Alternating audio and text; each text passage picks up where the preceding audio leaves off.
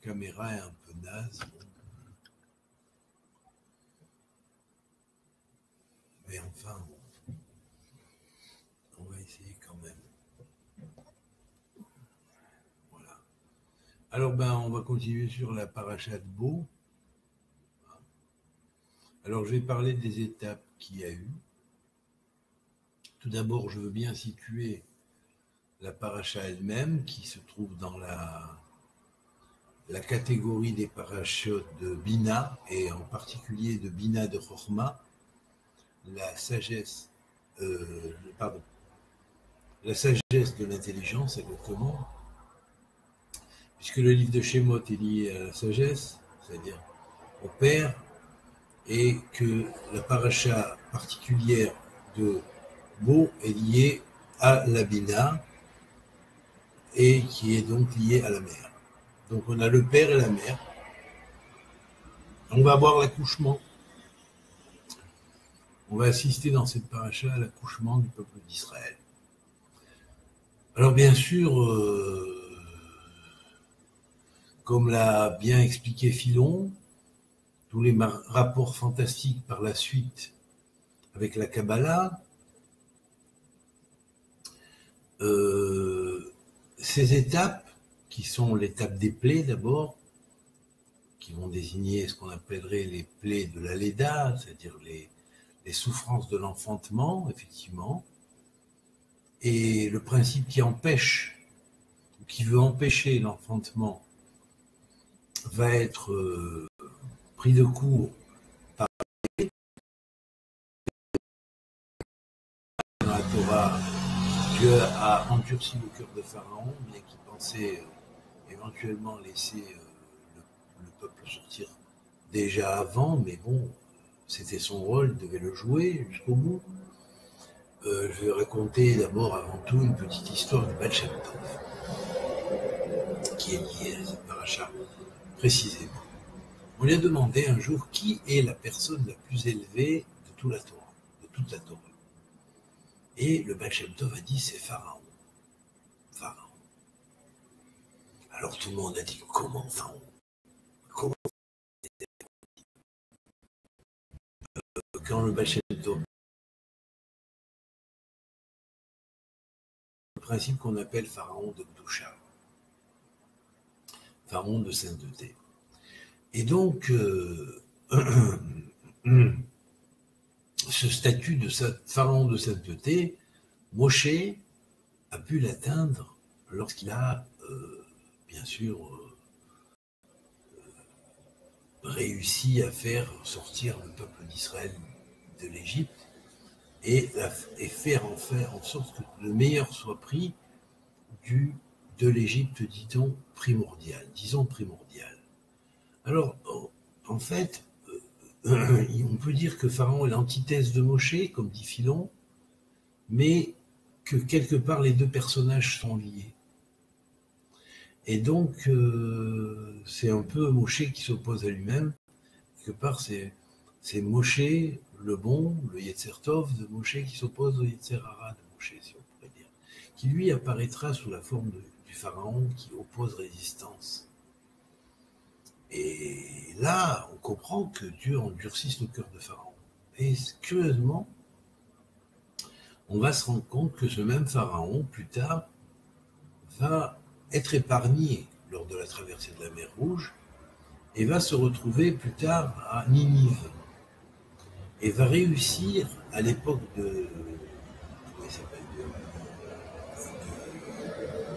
Excusez-moi, à l'époque de Jonas, à faire Teshuvah à tout son peuple.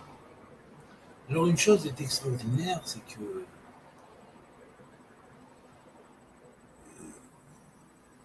quand le Baal Shem Tov a répondu comme ça, on dit là-haut les anges, devant Dieu, on dit mais comment peut-il dire une chose pareille?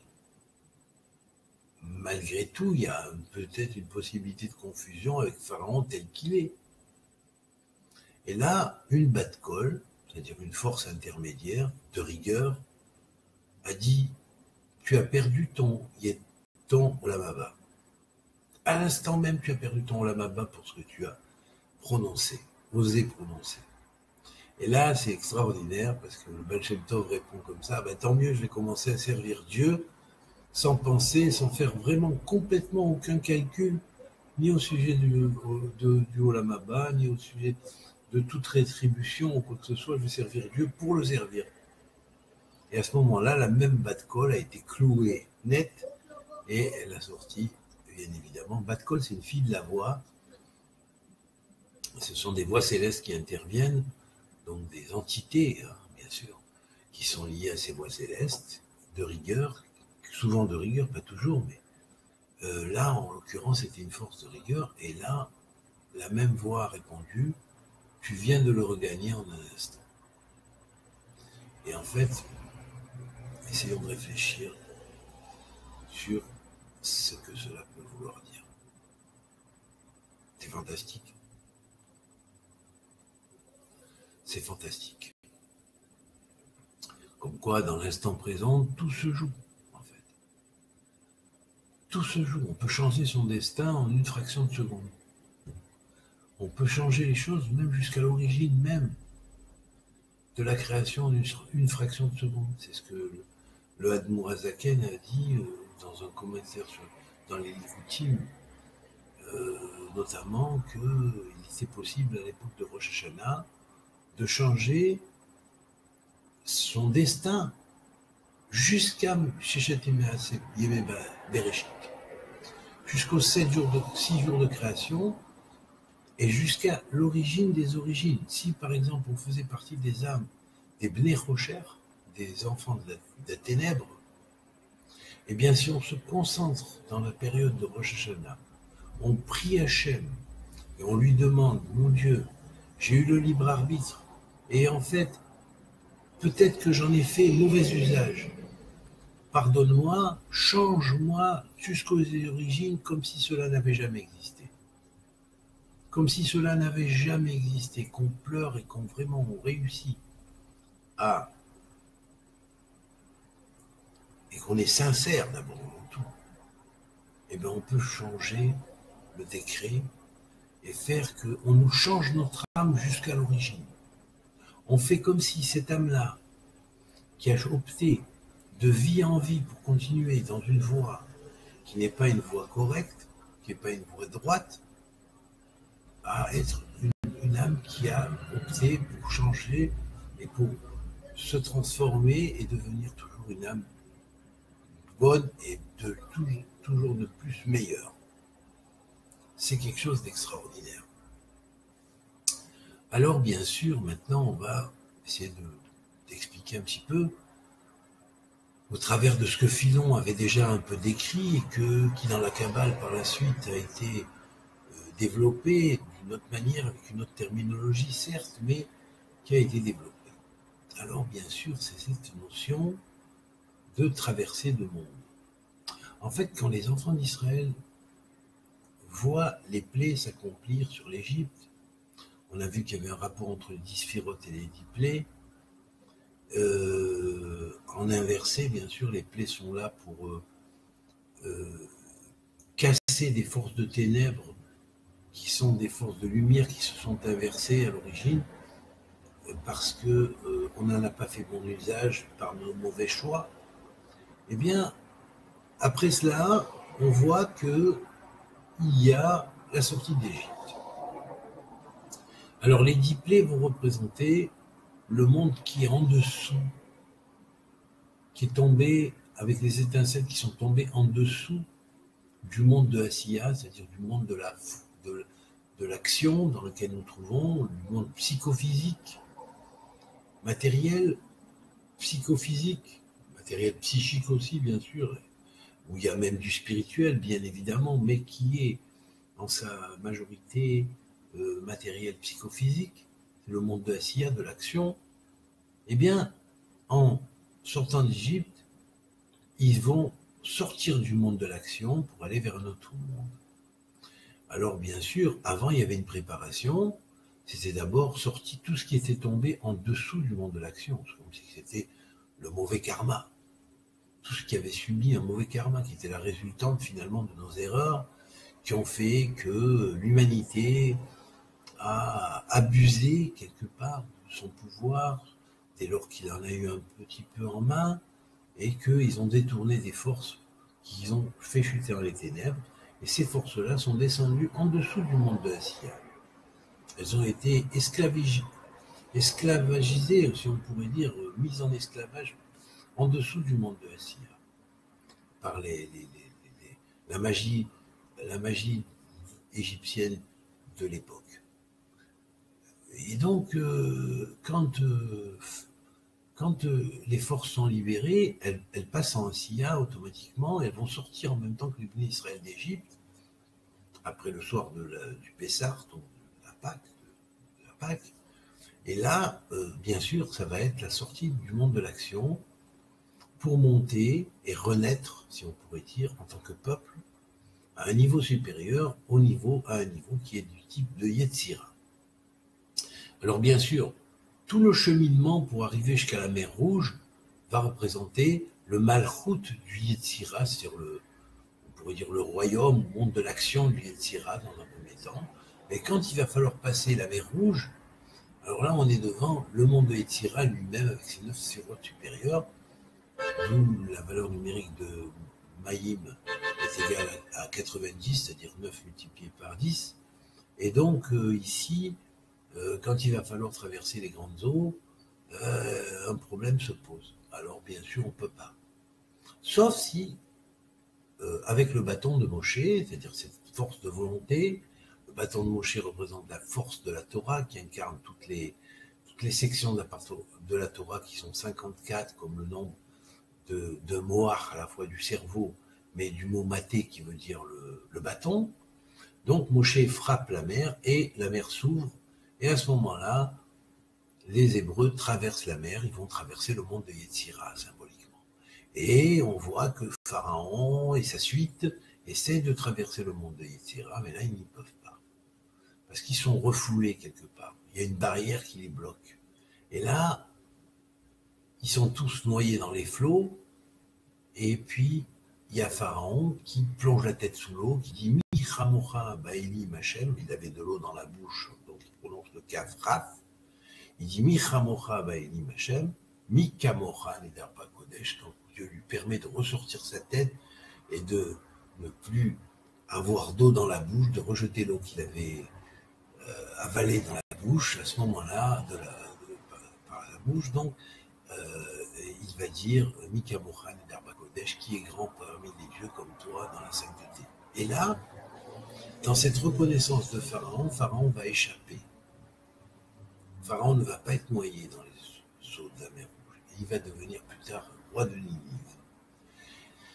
Eh bien, cet épisode était très intéressant parce qu'en fait, dans le fameux anagramme du Mi Kamocha Ba'elim Adonai, Yud Kevavke, pardon, l'éternel, qui est grand parmi les dieux comme toi, éternel, eh bien, il y a les lettres de Mem, Kaf, Bet et Yud en anagramme, qui sont la valeur numérique de 72 et qui nous rappelle le bâton de Moshe, de Moïse, qui est créé selon le mode de la Torah, bien sûr, avec ses 54 parachiotes, et donc qui contient tous ces signes gravés dessus, mais en plus qui est sous la modulation du fameux Shem HaMeforach en 72 noms en 3 lettres, formant donc les fameux 54 noms, clés de paracha,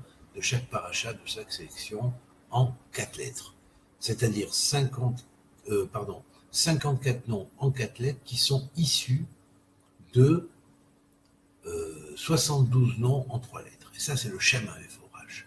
Comme quoi, la Torah tout entière est encryptée du Shem HaMeforach, mais Pharaon prend conscience de cette chose-là, et quand il dit « Mi chamocha ba'elim Adonai », qui est grand parmi les dieux comme toi, éternel, et bien là, il évoque quelque part le souvenir énochien, si on pourrait dire, Pharaon de Gdusha, du Shem Meforash. Et par là, il va mériter de revenir en tant que roi de Ninive, un autre personnage, une autre personne qui a changé totalement son destin par sa teshuva et qui est arrivé à permuter, si on pourrait dire, sa destinée depuis l'instant même où il a fait teshuva jusqu'aux origines.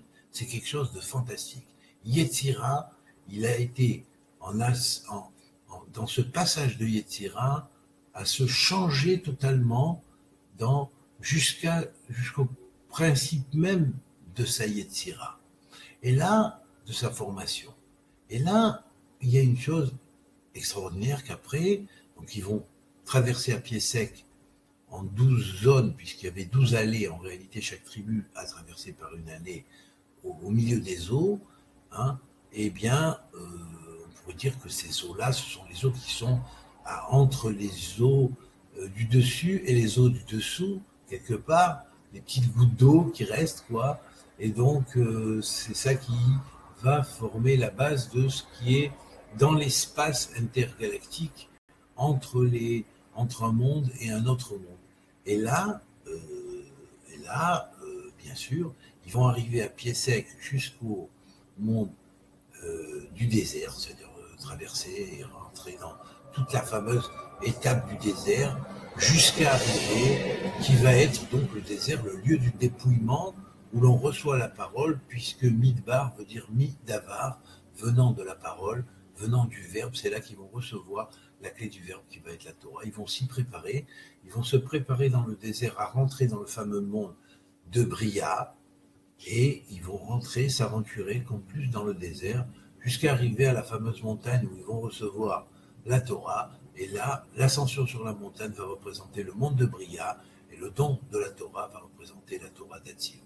Voilà, c'est quelque chose de fantastique, parce qu'on retrouve les 4 phases aussi dans la prière, dans l'ascension à la prière. La première partie de la prière, selon le Harizal qu'il avait à l'époque donc